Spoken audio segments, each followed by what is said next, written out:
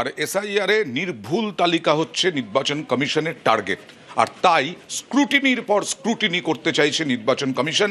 এই নিয়েও রাজনৈতিক তরজা তুঙ্গে।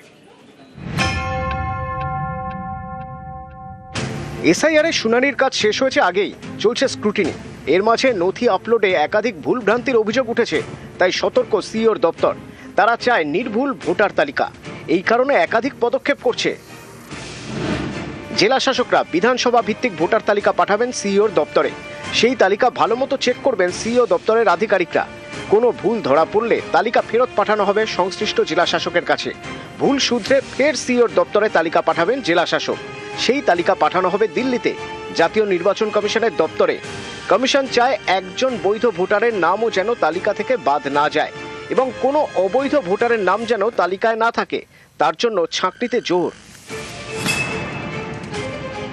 বাদ যাবে না যাবে আমরা লক্ষ্য রেখেছি, বাদ না গেলে তো ব্যবস্থা আছে। ডিওর কাছে আবেদন হবে, ডিও আবেদন না শুনলে সিওর কাছে হবে, সিও আবেদন না শুনলে কোর্ট তো খোলা আছে। মমতা ব্যানার্জি একা কোর্টে যেতে পারেন, অন্য কেউ যেতে পারেন না। তার মানে নির্বাচন কমিশনের উপর আর শুভেন্দুর ভরসা নেই।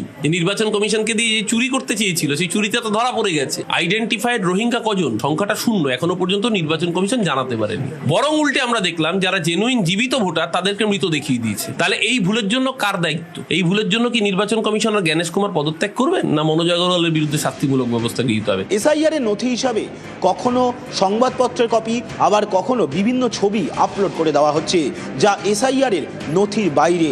আর তা নিয়েই এবার চূড়ান্ত ভোটার তালিকা তৈরির আগে যথেষ্টই সতর্ক রাজ্যের মুখ্য নির্বাচনী আধিকারিকের দপ্তর। উদ্দেশ্য একটাই, যাতে স্বচ্ছ ও নির্ভুল ভোটার তালিকা তৈরি করা যায়। ক্যামেরায় কুণাল চৌধুরীর সঙ্গে সোমরাজ বন্দ্যোপাধ্যায়, নিউজ 18 বাংলা,